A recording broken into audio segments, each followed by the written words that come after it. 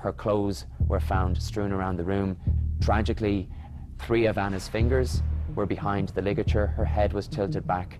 Police tracked him down through DNA left on the knife.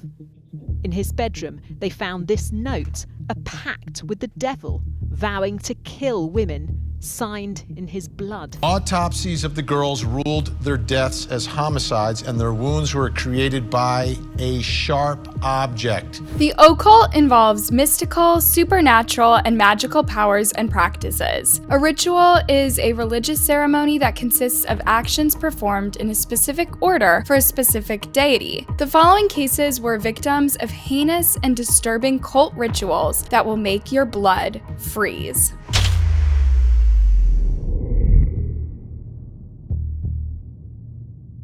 Anna was born in Russia in 2004. At age 2, she was adopted by Geraldine and Patrick Kriegel, who lived in Lucan, Ireland. She liked to dance and sing, and she spent hours practicing in her bedroom and sometimes even posting videos of her performance on YouTube and other social media accounts. In many ways, she was like most teenagers of her age. But at 5'8", she was stronger and taller than most of them. That's why she was into swimming and gymnastics. According to her mother, even though she looked older and more mature than the rest, she was very immature. She looked so much older, but inside she was younger, far younger than her youth. While she struggled to blend in, she was trying to make friends all the time. She spent a lot of time at the house. She loved her family and was happy at home, adding that it would have been nice for her to have had a best friend. Her father remembers that her primary years were very happy years, and that she was a very happy child. It was when she started secondary school that she started feeling stressed, and coming back home from school, her stories were not happy anymore. Kids at school called her weird, and she was not understood. She only wanted to be herself.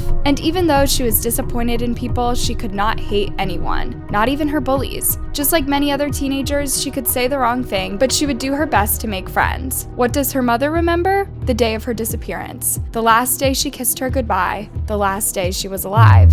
Anna Kriegel was a 14-year-old schoolgirl from Leixlip. On the 14th of May 2018, her parents reported her missing.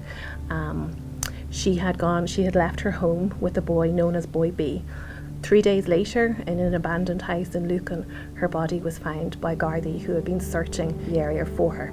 Indeed, in that 3-day period, Gardaí from numerous Garda stations, civil defence and Anna's family had frantically searched the area for her, and her body was then found. So Anna left her home with Boy B, thinking that she was taken to meet a boy that she liked, Boy A. Boy A and Boy B were the names given to the boys involved in this case, as they could not be identified in court because of their young age. Anna's murder sparked a massive public debate, as it reminded the people of the Republic of Ireland of a case that goes back to 1993, where a 2-year-old was murdered by 2 10-year-olds who were watching video nasties films with disturbing, potentially violent, and illegal content. Now, this type of content arguably has been either replaced by or can be found on social media, and the extreme pornography that was found on Boy A's phone, as well as the items that belonged to him and used during this crime, spoke volumes about his sinister intentions. But what really happened after Anna left with Boy B?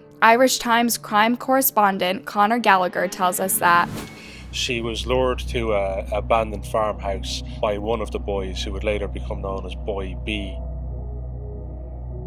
There in the farmhouse, she was brutally sexually assaulted and beaten to death by the other boy who would become known as Boy A. Gallagher goes on to describe the shock this murder case caused by stating, "This was a case that shocked the entire country, given the age of Anna, given the age of the boys who murdered her, and given the sheer senselessness of it." What we know is that Anna's naked body was found with a ligature around her neck. A ligature is a wire or a thread that is usually used in surgeries to stop the flow of bleeding. Frank Greenery, the News Talk courts correspondent, described the horror of the crime scene the moment the inspector walked into the abandoned farmhouse. He moved in slowly and carefully, and on closer inspection, he realized it was the body of a young, naked girl. She had a blue tape, a ligature around her neck. She was naked apart from the socks that were on her feet. Her clothes were found strewn around the room. Tragically, 3 of Anna's fingers were behind the ligature. Her head was tilted back, and it was Sergeant Declan Birchall's impression, having inspected her for the first time, that she seemed to be trying to pull this ligature away from her. What became known during the trial was that boy A was the one who attacked and murdered Anna, and boy B only watched, allegedly not participating. There was no forensic evidence linking the second accused, boy B, to the murder of Anna Kriegel. The evidence, as the prosecution put it, came from his own mouth.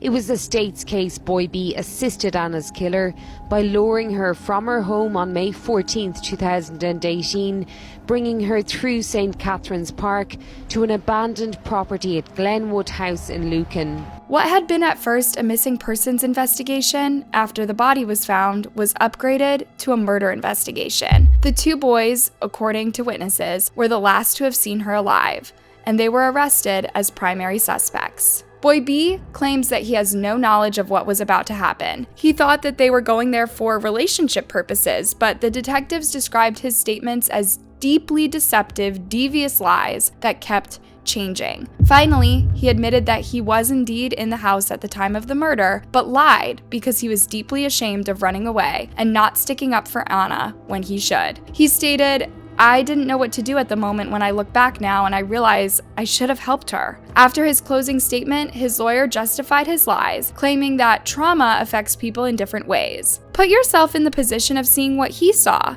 Even as an adult, how would you react? And addressing the jury, he concluded by saying, if you believe what boy B said, he didn't know what was going to happen to Anna on the day in question and had no knowledge of it. Find him not guilty. The forensics teams, having analyzed the evidence from both the crime scene and the items taken from the boy's home, have concluded that boy A's case would be built predominantly on that analysis. The prosecution case against boy A was very much in relation to the forensics. Indeed, the prosecution lawyer Brendan Graham said that the forensic case against boy A was overwhelming.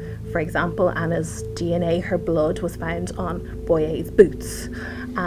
He had a backpack which was found in his bedroom, which Gardaí found in his bedroom, and it contained a mask, a zombie mask. It contained shin guards, knee pads, and some of Anna's DNA, some of her blood, was on the mask, was on the backpack. Both boys were found guilty. Boy A was convicted of aggravated sexual assault and murder and was sentenced at the Dublin Central Criminal Court to life in prison with no possibility of release for 12 years. Boy B was sentenced to at least 15 years in prison with no possibility of release for 8 years. At the ages of 15 and 13 when they committed the murder, these boys became Ireland's youngest convicted killers. The judge addressed the boys, saying that even though the sentence seemed long, you will have the opportunity for a future and a second chance, something you willfully deprived Anna Kriegel of. Because Anna's parents face their own life sentence, stating that they cannot express how badly it hurts, and that this is a misery they will have to endure for the rest of their lives. Anna was a dream come true for us,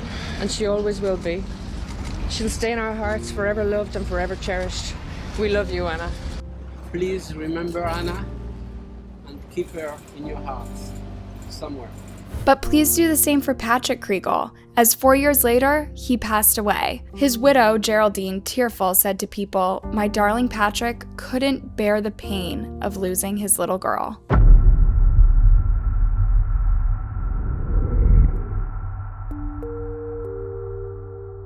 Biba Henry was born in 1974 to former ABA featherweight champion and later manufacturer Herman Henry and Mina Henry, the Church of England's first female archdeacon from a black and minority ethnic background. Biba was a social worker at the Buckingham Council and was described as someone who had the heart of a lion and was a passionate advocate for safeguarding vulnerable children and families. Nicole Smallman, born in 1993, was her younger sister. She was a University of Westminster graduate and a freelance photographer, and her passion for art brought her and Biba close. She worked on documentaries and theater productions and got involved with acting and singing. Mina and her father, Christopher Smallman, thought that she was holding a beauty like a child of the 60s. Both of them had so much more to offer this world, but in 2020, tragedy struck.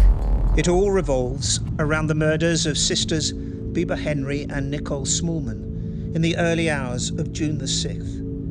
Both were stabbed multiple times in Friant Country Park, where they'd spent the evening celebrating Miss Henry's 46th birthday with friends. The guests had started leaving the birthday picnic at the park, and in the end, only the two sisters remained. Photographs from the phones indicate that the sisters were alone, playing with strings of lights late at night. Family and friends called them all night, but their calls went unanswered. When they called the police to report them missing and asked to deploy resources, they failed to do so. The next day, June 7th, Nicole's boyfriend Adam took it upon himself to search for her. Mina, Adam, and his parents then went to Friant Country Park, where Biba and Nicole were last seen. Mina found Biba's sunglasses lying there and knew something terrible had happened. So she went straight to the police, but her concerns and worries were dismissed. On June 8th, Adam and his parents went back, and it was then that his dad found a knife lying on the grass. Not long after, Adam discovered the shoes, and right after that, he came across his and Mina's worst fears. The dead bodies of Biba and Nicole were lying in the woods, not far from the picnic area. The sisters had been reportedly stabbed. Biba had been stabbed 8 times and Nicole 28. More specifically, reporters say that their bodies were connected and placed next to each other in a specific manner. Moreover, their eyes were left open. The motives of the perpetrator were unclear, but the number of stabbings initially indicated that it was hatred. On June 30th, they had a breakthrough, and on July 1st, they knocked on his door. Not only did they catch the killer, but they also discovered his true motives. The police arrested 19-year-old Daniel Hussein, and when they invaded his house, police officers were in awe. This case remarkable, not just for the savagery of the murder of the two sisters, but also for what police found when they searched Daniel Hussein's home. They found what appeared to be a handwritten contract that he believed he had made with a demon, in which he was offering to sacrifice 6 women every 6 months, and in return for that, he was going to win the lottery. That was the bizarre contract that police found in his bedroom. In October 2017, at the age of 15, and while still at school, Hussein was referred to the counter-extremist program PREVENT. Hussein attended the de-radicalization scheme as a far-right material had been found on his computer. Material regarding Satanism and the occult was also found. In 2020, he managed to do the unthinkable, but thankfully he was caught, and in 2021, justice was finally served. Yes, Daniel Hussein, who is still only 19, was 18 at the time of these murders, has been given a minimum life sentence of 35 years. So 35 years for each of the 2 murders of Nicole Smallman and Biba Henry, her sister. But 35 years is not a lot for what Hussein did. Brunt explains the reason behind it, saying, "It was pointed out by the judge in the last few minutes that if he had been older, if he'd been 21, he could well have been facing a full life sentence." During the trial, it was said that Hussein suffered from autism, but no evidence came to light to support such a claim. He never offered any explanation as to how this could justify his actions, and the judge simply dismissed it. During this morning's hearing, Hussein hasn't been in court. He's been on a video link from Belmarsh Prison, where he's been held for more than a year. He appeared to be showing great disdain for the whole process this morning. At one point, squatting on his chair in a very bare room in Belmarsh Prison. But as the judge started talking, he turned the chair around and appeared to be staring out of the window, and at one point was yawning. While it was said that justice had been served, taking a step back and seeing the forest from the trees, a lot of questions have been left unanswered. And it seems that, leaving Hussein's satanic beliefs aside, more cans of worms have been opened. The bodies were found 2 days after the girls were reported missing. If the police had acted when asked, they would have been found earlier. And as if that was not enough, 2 Metropolitan Police officers were charged and found guilty of taking unauthorized photographs, dehumanizing the women's bodies. And that's not the end of it either. The Metropolitan Police's disrespect towards Biba and Nicole was addressed by Mina in an act of disrespect towards ethnic minorities and Black people. Daniel Hussein's case brought to surface people's solidarity against a system that only parts of it work, but also the ugly side of society where extremism rises. Our channel will explore and tackle these issues in depth, so stay tuned for more. Until then, there is another victim of the occult who sent shivers down people's spines.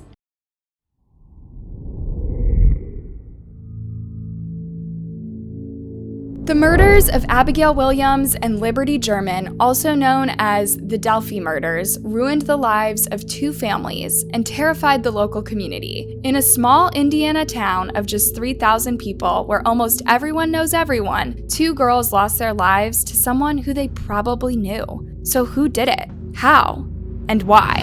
It was February 13th of 2017 at 1:35. Abigail and Liberty, who went by Abby and Libby, were two teenagers and best friends who decided to go hiking that day. Libby's older sister Kelsey dropped them off on the country road 300 north east of Hoosier Heartland Highway. They crossed the Monon High Bridge over Deer Creek, heading towards Deer Creek Township. At 2:07, while they were on the bridge, Libby posted a picture of Abby, and then nothing. The girls were meant to meet Libby's father at 15:15. But they were not there. The parents looked for them everywhere, but they were not to be found. At 17:30, they called the police and the girls were reported missing. The authorities were not overly concerned at first, and the next day though, approximately half a mile from the Monon High Bridge, where Libby took the picture, two bodies were found. The missing persons case had now become a murder case and got the police and the FBI's undivided attention. On February 14th, 2017, the authorities positively identified the bodies. It was Abby and Libby. 5 days later, on February 19th, found on Libby's phone, the police released a video of a man crossing that bridge the day the girls went missing, and he became the prime suspect in the case. Months later, on July 17th, the police released a composite sketch of the man that witnesses saw on the Delphi historic trails the day the girls went missing. And while all the evidence combined raised some hopes as to who may have done it, there were no suspects and no arrests. We're conducting a statewide, if not a nationwide, manhunt. So we're requesting information regardless of where you're located. But nothing. Almost 2 years later, on April 22nd, 2019, the case took a new direction. On July 23rd, 2019, the release of a new sketch led to a suspect wanted for kidnapping and rape in Tippecanoe County. On February 10th, 2022, the superintendent of Indiana State Police expressed optimism that they are getting closer and know a lot more than they did back then. My resolve to catch him is as strong now as it was day one. But the difference now between now and day one is we know about you. A lot about you. Today could be the day. Sleep well. While that day was not the day, between October 26th and October 31st, 2022, a suspect was brought in, appeared in court, and was charged with 2 counts of murder. The suspect was a 50-year-old man named Richard Allen. Allen pled not guilty, and the police have not disclosed how they found him or why they think it is him. Allen had a limited criminal history and worked as a pharmacy technician at a local CVS. Today is not a day to celebrate, but the arrest of Richard M. Allen of Delphi on 2 counts of murder is sure a major step in leading to the conclusion of this long-term and complex investigation. But is he the one? Have they actually got him? A local family man with a limited record? Could he have done such a thing, especially within his own community? According to the probable cause affidavit, Allen placed himself on the trail when interviewed by police in 2017 and admitted to seeing the girls there. Police say an unspent round found near the girls' bodies went through a gun that belonged to Allen. And a witness allegedly placed a man who looked like Allen walking near the trail, wearing muddy and bloody clothes. While Allen had pled not guilty, new evidence came to light on April 3rd, 2023, when he allegedly admitted to his wife Kathy that he actually did it over the phone. According to the same evidence, Allen's mental state had started deteriorating to the point where he was wetting down and eating his attorney's paperwork. At the same time this evidence was released, more shocking information came to light for the first time in 5 years. The original 12-second video released of the man on the bridge was part of a 43-second length video from Libby's phone. Scattered information that was hidden for so long and now raises more questions than answers. Unfortunately though, while you think it couldn't get any scarier, further evidence surfaced. The latest information is that the girls were sacrificed by a pagan Norse religion and a white nationalist cult called Odonists. Alan's lawyers claim that he is not guilty and that he has nothing to do with those murders. We believe more information will come to light during the trial, which is meant to occur in May 2024, but has now been pushed back to October 2024. As to what to expect now that they have a suspect and there will be a trial, Dr. Janie Lacey claims that they are looking at it from the grief cycle's point of view. The confusion, shock, and mourning will have been replaced 5 years later by anger that will come out through different emotions. Because now there is a face, a name, and an actual person to be held responsible, but who may or may not be guilty. And there might be a bloodthirsty cult out there, close to their otherwise peaceful community, that no one knew about until now. What do you think goes through people's minds when they think that in this day and age, they can sacrifice someone, they can take someone's life, and a deity will fulfill their wishes? Please let us know in the comments below. Thanks for watching, and don't forget to like and subscribe for more.